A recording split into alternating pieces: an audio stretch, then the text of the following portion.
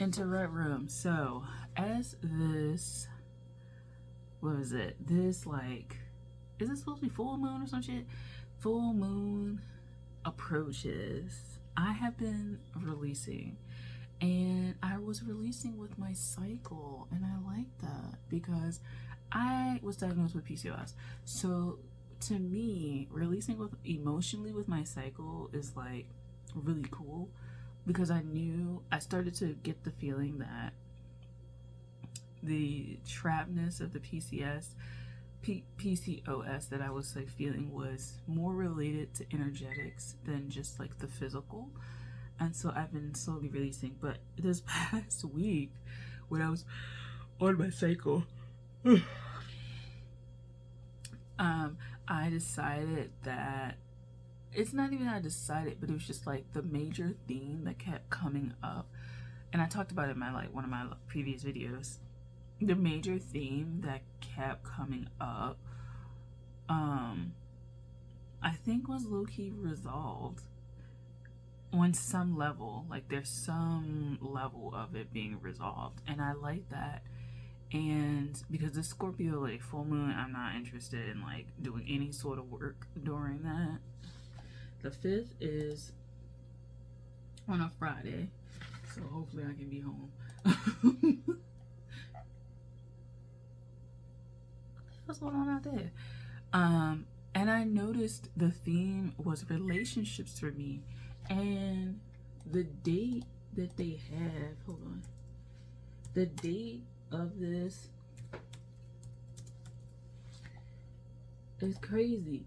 The date that that this thing is supposed to take place, like around that time last year, like this like famous internet relationship guy like died, and I was like, oh my god, like that is such a clearance for me because it's also somebody messaged you. It's also the same time that I cut off connection with the person that started my spiritual journey, and like really felt like I could walk away from that shit and be okay and like not have all these issues emotionally. Like it like took a long time. Because I started my spiritual journey in 2016, and I was on that twin flame journey type thing, and it was like really interesting because it just felt like I know he's probably like into spirituality. I know he is. Perhaps magic too, and I feel like it's more ancestral type gifts. Ancestral gifts and knowledge that he's like obtained. But it was like a cycle and a loop that I kept going through, and it was like 6 fucking years. I didn't even start breaking hold of that until like the fucking like pandemic started, because we had stopped talking the first time like early, like 2018, 19, somewhere in there. I think 2018. And that's when I went back and I shifted my career, because I was just like, I kept focusing all my romantic like intention energy on this guy, and it was just like fucking crazy because like it was like I was so focused on that guy, and I've had a pattern of being really focused on people, and he wasn't the first and he wasn't the last, but like I know the very first person that I remember being very fixated on, and that was when I was like a teenager, and I've successively had like different thoughts and different forms of like limerence, I guess, and unrequited, but like really not real, very delusional, very much outside looking in type of perspectives and relationships, emotional unavailability, trauma bonding, and codependency are like really huge themes for me in terms of relationships, romantic relationships. And but he was the person that like energetically interacting with him like turned something on within me to kind of like be on this journey of awareness and being the one in my family that shifts the dynamics and shifts the narratives, and I can go on and kind of be free from that without him. Because yeah, like we no longer talk. It wasn't an argument, but it was. And it was just like really interesting that that I'm here now and I like where I am now. So I was just really thinking about that recently, because I ended up, what happened? I was like doing something and I thought about him. Because I think I was watching something and it reminded me of him, and then I like laughed and I was like, this reminds me of him so much, and I was like, see, this makes me want to like message him, and I was like, I ain't doing that shit, mainly because I just don't want to open that door. I think karmically there's just like a lot going on there that I just don't want to like open that portal to,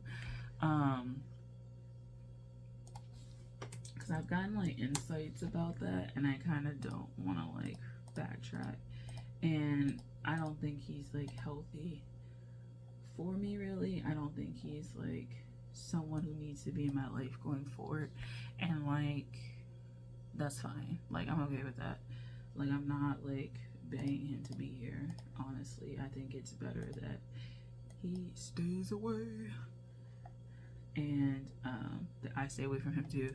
So yeah, that's where it is, and I'm happy about that. So, but it was just like really interesting to realize you've healed enough to kind of like laugh about it, because if you would ask me this even a year ago, like I wouldn't be laughing about this shit. And the only reason why I would kind of feel better is because it was somebody else who ended up coming in my life that I was interested in. But had there been like no one else, I think that gap, that person gap, would have translated into a larger emotional gap for me, and it was just kind of helpful that other person, who now I don't talk to either, was there to kind of emotionally, like he was like that emotional bridge from that one person to the next phase of my life. And it's actually funny, with my PCOS wanting to have a relationship with this first person that I emotionally bridged away from, my PCOS was like very much active and alive when I met that second person, the bridge to the new part of me where I'm starting to learn about kind of like sex and sexuality and starting to kind of be in my body and own my body. My PCOS started to energetically fall away, and that second person, was a catalyst also for my growth and learning development. But the initial person that started me on this whole journey, I just kind of realized I can laugh about this. I see that you were someone who was meant to really push me in that direction, but that I don't want to like revisit that, and I don't want to go back. And I'm really happy about that.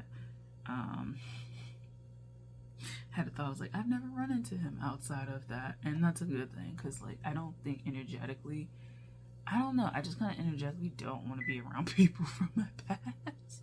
I kind of just feel like I'm just like really weird about stuff like that. Like I'm really weird about that. Yeah. I watch too many movies and my mind can go to like really weird places and crazy places. And not saying the people that I know are like really bad or people from the past are really bad. But energetically, we didn't have a good relationship. So yeah. But that's all I wanted to share. But it was just crazy when I looked at the date of the like this full moon thing that's happening and the date of that person, that internet personality, relationship personality that died around this time last year. Crazy, because it was like that person died and then that relationship died also, and it was just like, wow. Now to kind of like a year later think about that, and kind of see those similarities, and then know that this full moon is, and it's an eclipse, is gonna like really phase that shit out for real, for real. Oh my god, it's like really fucking, it's like fucking interesting. It's shit to me. So interesting. So that is all I have to share. I hope you enjoyed this video, and I'll talk to you later, Internet Room. Bye.